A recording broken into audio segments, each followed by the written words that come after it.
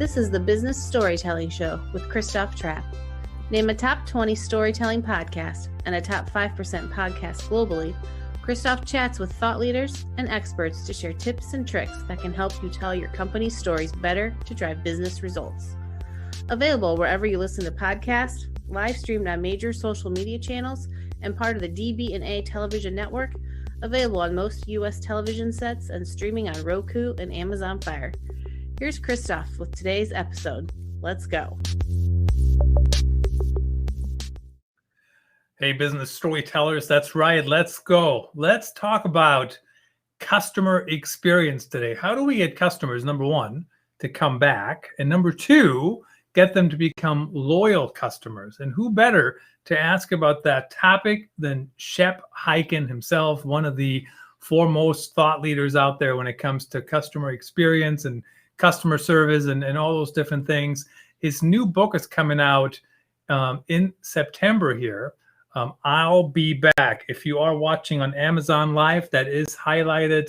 That is the featured item on there. And I believe you can pre-order it right now. And if you're watching this later on, of course, you can grab it right then. Let's get Shep out of the green room and get the party started. Find out, how do we get people to become repeat customers and then loyal customers? Shep, welcome to the show. Great to be here. I'm excited, and I love that the idea of customer experience ties into telling the story, because remember, Bonnie Raitt had a great song, "Let's Give Them Something to Talk About," right? Let the customers tell your story. And if you do a great job and deliver that experience that they want, you've got a great product that they love. It's a winning combination that can't be beat. Well, and I mean, honestly, I think everything goes back to storytelling. We just had the Field of Dreams game in Iowa here, an hour from me, and the storytelling around that was just unbelievable. Did you watch it? No, I didn't, but I know if you build it, they will come. It doesn't always work. It doesn't always work in business. You got to do a little bit more than just build it. But you know what? Build it right, treat them right, as in the customer, and they'll come and they'll come back. Absolutely. So tell us about the new book, I'll Be Back. What inspired that? And sure. And check it out. Here, look at this. I'll Be Back. Beautiful. How to get customers to come back again and again. This book, I started writing this, pre-COVID, and about 3 or 4 pages into my outline and some of the summary, I realized I'll be back. These are some famous words by a guy named Arnold Schwarzenegger in The Terminator. But when he came back the first time, it was to blow up the police station. This book is about getting customers to want to come back. And I play a little bit with Terminator terminology and talk a little bit about winning the Arnie, which is when your customers do say, I'll come back, and they actually do. And I just wanted to share some new ideas and new thoughts on what it takes to get customers to want to come back again and again. So, I mean, that's, of course, always the million-dollar question, right? What does it take to have customers come back? I mean, I'm just thinking about my own behavior, Shep. You know, sometimes it's if I use a product all the time, it's really hard for me to leave. Yeah. You know, I'm thinking about DirecTV, for example. I mean, everybody is cutting the cord, and here I am. No, I can't leave DirecTV. That's what we do. Watch the games. You know what? You want to know why you can't leave it? Because it's sticky. Think of the friction and the pain you're going to go through to switch from something you've been used to using for so long to trying something new. It's not always easy, and it hurts a little bit. But let me share with you, I mean, by the way, that's real important. There's a chapter in the book about the difference between repeat business and loyal business. Now we're getting ahead of what I usually talk about, but that's okay. This is a really good topic. The reason you stay with DirecTV is it's easier than switching. And if you cut the cord and you bought your stations that you might, the premium stations, you can buy them individually. You can go on YouTube TV. You can save all kinds of money doing it, your way. But it's just easier. So repeat business is exactly that. And I love repeat business, by the way. We want all of our customers to be repeat customers. But there's another level that goes beyond repeat business, and that's loyal business. And when you understand why customers come back and do business with you again and again, You'll determine whether it's because it's easier. For example, I wrote a book a few years ago titled The Convenience Revolution. And convenience back then was a differentiator. Well, today it has to be convenient or your customer is going to go somewhere else, just like you have to provide great service. But if you ask your customer, why do you go to this store instead of a different store? And they go, because it's the closest one to me. Oh, well, that's nice. But what happens when a competitor comes in that gets even closer? Does that mean that customer now leaves and goes to that business instead of the one they were apparently loyal to? So loyalty is different than repeat business. So we have to understand loyalty is typically rooted in some type of an emotion. You trust the company, you like people in the company. The consistent and predictable experience means you know what you're going to get. And because you know it, you're confident about doing business with them. All that ties to emotion. If you think about it another way, there's many reasons why customers go back and do business with companies. The airlines, for example, are a perfect example of what they call a loyalty program, which is actually a marketing program. And that is, you fly on our airline, we're to give you miles. And they call that a loyalty program.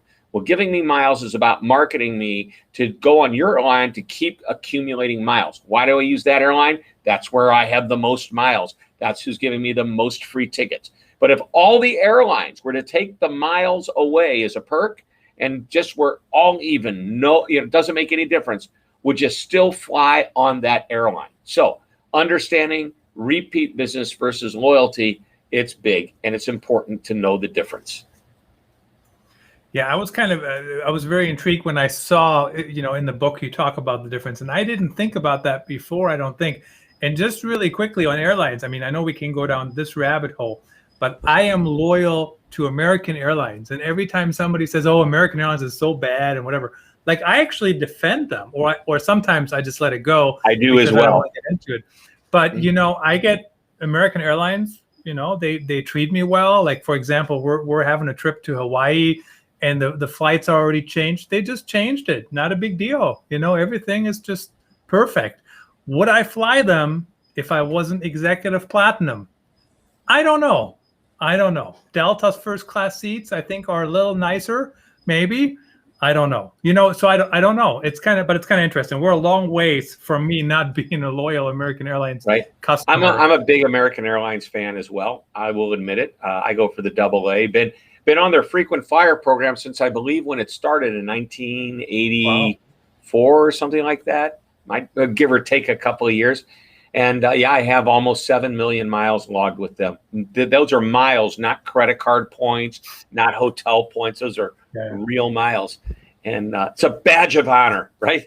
But in what seed happens when miles. you travel all over the world now or not? I mean, it's really been interesting in the last year. But there's another example. What did American, and by the way, the other airlines did it as well. They said, hey, we're not going to take away your status because you didn't fly. We're going to extend it through, they extended it actually through to 2023 now, January of 23, because they realized people aren't flying much this year. And with the variant that's happening around the world, you're starting to see countries open up, then shut down for travel again. So anyway, enough of that. There's a really important question that you were starting to ask earlier in our conversation, and it had to do with what it takes to get customers to come back. And I think it's important to understand some fundamentals. And this, by the way, is in every one of the books I've written. This is my 8th book. And I always include a chapter on what it takes to be amazing. Because people think that to get customers to come back again and again, to create an amazing experience, it's got to be over the top, blow them away. It's the only way they're coming back. And that is not it at all. You will have chances every once in a while. And it could come because you might just see opportunity to do something special for a customer, or you may there may be a problem that comes your way and the customer's upset, and you not only fix it the right way, but you do it in such a way where they go, wow, you guys are just incredible. Those are going to happen. But day in and day out, this is what I want you to think about. Better than average all the time. So understanding that every interaction is an opportunity for you to manage the experience and be amazing doesn't mean you have to be over the top. As I said, on a scale of 1 to 5, where 1 is lousy service, terrible service, 5 is amazing service, average is in the middle. That's 3. So you'd have bad, fair, average, or satisfactory. very good, and then excellent or amazing. 3 is in the middle. If you can perform just a tiny bit better than a 3, and it could be as much like 10% better, and I get that number from Horst Schultz, who is the co-founder and first president of the Ritz-Carlton. He says when you're better than average all of the time, you can create a brand that's recognized around the world for excellence. And that's what he did with the Ritz-Carlton. And I asked him, how much better than average do you have to be? 10% better. So on a scale of 1 to 5, 3 plus 10%, 3.3 is better than average, 10% better than average. And that, if you can perform at that level or a little bit higher all of the time, you will probably get a lot of 5s on that scale of 1 to 5.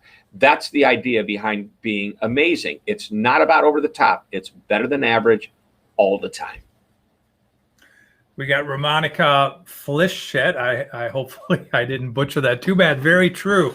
I agree as well. Shep, now, when I think of that, I mean, just staying with the American Airlines example. So if I knew Doug Parker, which I don't, their CEO, and I think, he's doing the right things, and I know there's plenty of debate about that out there, but let's say I have a positive image of him. I don't see him, right? Who I see is the flight attendant, sometimes the captain, the people, if I have to actually stop at the counter. So when we talk about just above average, who actually has to do that? I mean, is it everybody or it's everybody's job? So, we talk about this too. Customer service is not a department. It's a philosophy to be embraced by everybody in an organization. And that's hard for people to understand if they're totally behind the scenes. Let's stay with the airline example. Many years ago, a gentleman named Jan Carlson, who ran Scandinavian Airlines when it was not doing well and he turned it around to be successful, came up with the idea of the moment of truth. Anytime customers come into contact with any aspect of a business, they form an impression. Now, he ran an airline. So he said impressions can be good and bad. Well, they can also be average, as I mentioned. And by the way, average is not good because nobody complains when you're average. The only way you have a chance to fix something is when somebody tells you something needs to be fixed. Anyway, I digress. He said it's everybody's job, even people who don't necessarily deal with the passenger. For example, when I check my bag, I'm here in St. Louis, and let's say I'm going out to New York. That's about a 2.5-hour flight. 2.5 hours later, I land. And I go to the baggage carousel. If my bag is not there, that's a moment of misery. If it is there, it's just what it was supposed to happen. Now, what if it came up really fast? What if it was waiting for me when I got there? And I went, wow, that's pretty amazing. Then the next time I flew on American or any other airline that, I choose to fly on, but let's stay with American because that's who you and I both love. I fly again and I show up, I go back to St. Louis, my bag's there again. Right, almost the moment I walk up. I don't have to wait. This is great. This is not what I'm used to. Now, is having the bag show up on the baggage carousel exactly when it's supposed to show up, is that over the top? No, it's what it's supposed to be. And getting there even a couple minutes earlier than I expected, that's a little better than average. But that person who accepts the bag as it goes, like I checked my bag in St. Louis to go to New York, goes down that little conveyor belt. There's somebody down there. That person looks at the tag, makes sure it gets to maybe they scan it, they put it in a pile, it gets onto a cart. Somebody drives the cart out, somebody puts it on the plane. There's usually about maybe a half a dozen or more people that are involved in touching that bag before it actually gets to the airplane. And then the same thing happens when the plane lands. People have to take it off, drive it over to the carousel, people unload it, et cetera, et cetera. Well, let's say that first person who looked at my bag didn't put it in the right pile and it ends up going on the wrong airplane. Now, that person never sees my smiling face, but they've now dramatically impacted the experience I'm going to have. When I land, there's going to be no bag. That's a moment of misery. Worse than that, they also let down their internal customer. And who is that? That's the poor soul that works in the baggage claim office where all the unhappy customers who've lost their bags have to go and complain about getting their bag. And guess what? That person behind the front desk, it wasn't their, or behind the front desk, behind, the desk that they're in that office, it wasn't their fault. But to the passenger, hey, you lost my bag. And now it's up for that employee to figure out how to fix this moment of misery, turn it around, and hopefully restore the confidence of the passenger that would be me, to want to come back and do business with them the next time. What I find interesting about that too, I first learned this in journalism. You know, I had an editor who said, we don't say my editor said, or my editor made the decision, or whatever. It's you as a reporter. I don't care if you're out of school for 5 seconds or whatever, you're a representative of the paper. And it's very similar here, right? Whoever is talking to you, they're a representative, and they're the ones who have to deal with the issue. Of course, you know, they didn't have anything to do with it, but they still have to deal with it. So I think that's probably hard for that person. But how do you get everybody on board to have that mindset? Sure. And to work towards that? Once again, a chapter in the book. I'll be back. And I've written a lot about this before. To me, service is not a department. It's a philosophy. It's part of the culture. Customer experience is not just a strategy. It's ingrained into the company. And to make this happen, and I'll share, I'm going to abbreviate the process for the purpose of not going too long on this, but I'm going to give you this basic scenario or a process that will help create that customer-focused culture. And number one is you have to define what that culture is in terms of customer experience or customer service. You might have vision statements, mission statements, value statements. Well, this is one sentence that belongs in one of those statements that can be pulled out and shared with everybody. This is what we believe when it comes to customer service. So, for example, we'll stay with the Ritz-Carlton since I mentioned Horst Schulze. Their 9-word credo is, we're ladies and gentlemen serving ladies and gentlemen. And that is the message. When you go to work there, you understand that. It's not meant to be known by the public, although many people publicly know this because it's a great concept. If you think about Ace Hardware, the helpful hardware place, they're just not going to deliver good service. They're going to deliver helpful service. And I've heard people over and over again say, yeah, I love my Ace Hardware. Whenever I have a question, I'm building something, I go up there, they tell me exactly what I need. That's helpful. And that's what they want to be known for. Now, that is an external message, but it's also been baked internally into their culture. That's step one, define it. Number two, communicate it over and over again so it's heard. Make sure everybody's trained to it. And I mean everybody. You know, I mentioned the baggage handler. The baggage handler has to know his or her role when it comes to the customer experience. It's easy for the people on the front line to understand when they're interacting with customers, but they have to understand if they don't do their job properly, how that impacts the service and experience down the road. So you're training everybody. Leadership has to be the role model. One of my favorite examples of this comes from Walt Disney. When he was alive, he would go through the theme park, and everybody who worked there, the cast members, that's what they called employees, everybody knew there's Mr. Disney. And he would go and talk to his cast members, talk to the guests of the theme park, get on a ride. If he saw a piece of paper on the ground, he didn't look around for somebody else to pick it up. He stooped down himself and picked it up and threw it away. He called that stooping to excellence. And this was his thought. If he walks by that piece of paper and he knows people are watching him, he's giving permission for everyone else to do the same. So he's going to be that role model. If we're going to deliver an amazing experience, our executive team, our leaders, our owners, doesn't matter how big or small the business is, managers, they have to walk the talk. They have to live that mantra, that one sentence that I mentioned that you have to use to define what the experience is going to be. And you know what else? They've got to treat employees the way you want customers treated, because if you want something to happen great on the outside, it's all starting on the inside. A couple other thoughts is that leadership needs to defend the culture if it's going out of alignment. And finally, if it's all working, let people know it's working. Let them know they're doing a great job. Celebrate it. And so that's a process that if you think about it, you define it, you communicate it, you train people to it. Leadership is a role model. The culture is defended, and you celebrate it when it works. That is the process that will help take your company to become an average company to a customer-focused company. It all starts with having the right motivation, the right reasoning behind anything you do. So, I mean, people become repeat customers for one reason or another, right? So what are some of those reasons? And then what are some of the reasons that people become loyal customers? Sure. So, I mean, again, we talked a little bit about this. The emotional connection is what creates loyalty, but what makes people want to come back again and again is the experience meets their expectation. The product does what it's supposed to do. And by the way, you can't have a great service experience and a lousy product, because people say, well, they treat me great, but the product doesn't work. I guess I'll have to go find it somewhere else. On the flip side, if you got the most amazing product in the world, but you're not treated well, customers are going to say, I'm not coming back either. I mean, think about it. I go to a restaurant, best food ever, but the server was so mean and nasty to us. They didn't treat us right. Didn't even say thank you. Wasn't there when I needed them. You know, the food was good, but I'm not coming back. So that's the whole, I mean, that's what we're dealing with. You need the combination of the two, a product that does what it's supposed to do and the experience. Now, here's what's cool.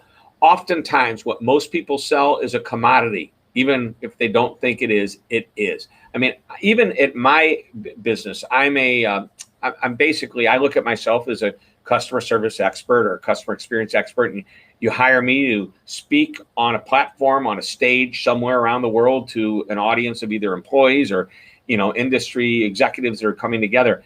You know what? There's many other people that can do what I do. Now, I'm not a commodity from the standpoint of I have a personality that may differentiate me and my expertise may stand out a little bit more than some others. But at the same time, if you can go on to Google and just Google customer service speaker.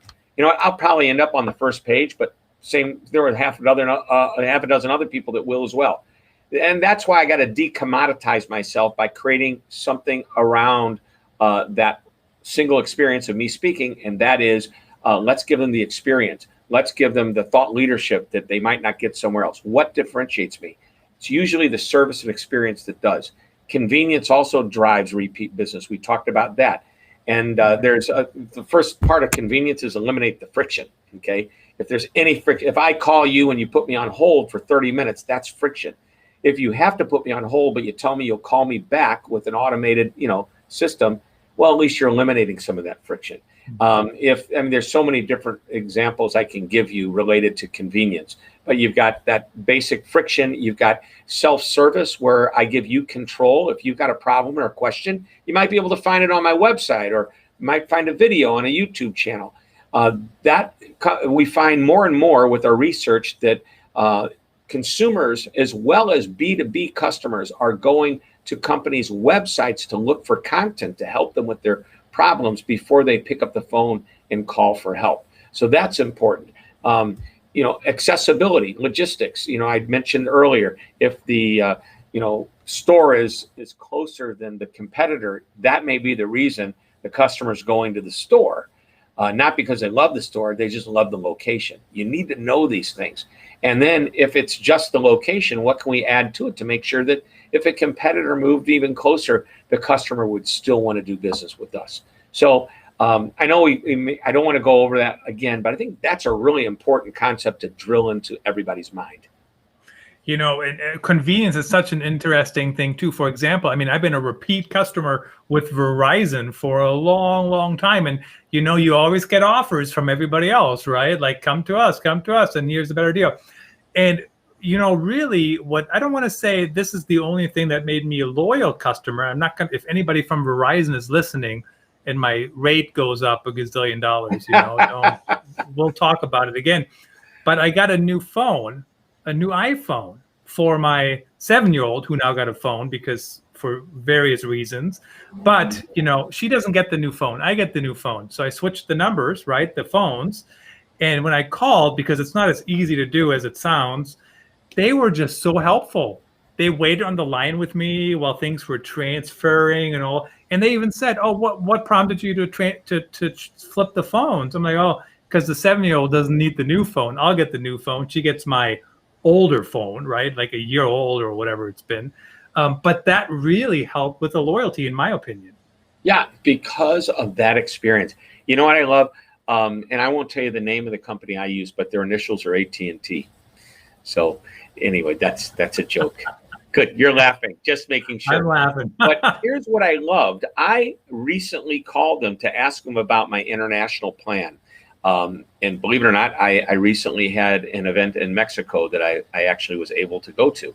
And I wanted to make sure that I was able to get, I remember before there was no problem calling in and out of Mexico. It was like having, US. And I called to confirm that. And you know what the woman did? She was so nice. She confirmed it. And then she said, let me look at your account and make sure you're on the best plan for the money. And she goes, oh yeah, you're on a great plan.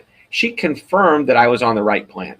Now, I have had this happen before. It's been a few years, but I've had somebody say, let me make sure you're on the right plan. And they switch me to a better plan. So I think that if they're constantly looking out for my best interest, why would I want to go anywhere else? It's so true. I actually ended up on a better plan as well. I forgot about that because the other stuff was so way above average. And I'm not paying any more money, even though I added a line, because I switched to a different plan that's better and, and even the same cost. Really quickly in the last minute, Shep, how can companies get started? I mean, yes, they can read your book, and I hope everybody pre-orders it and gets it when it comes out on September 21st. But how can companies think about getting loyal customers, and what can they do in a nutshell? In a nutshell, number one, you should know, why does a customer do business with me instead of them? Know, what is your competitor doing that makes customers want to do business with them instead of you? And by the way, if you're going to start to adapt some of that, make it your own, don't copy it. Look to companies you love doing business with outside of your industry and think, what do they do that I love that I could bring into my business that my competitors aren't? Now you're looking for best in class companies that are outside of your industry that you're going to bring into what you do. And that's going to start to separate you from your competition. Fantastic. And I appreciate you keeping that really short. Really quickly, to learn more about your customers, check out voxpopme.com. Agile qualitative research with video. Shep was on their Real Talk, the Customer Insight show as well a few months ago. That's on the website if you want to take a listen to that. Shep, really appreciate you joining me and sharing all your insights. Always glad to chat with you.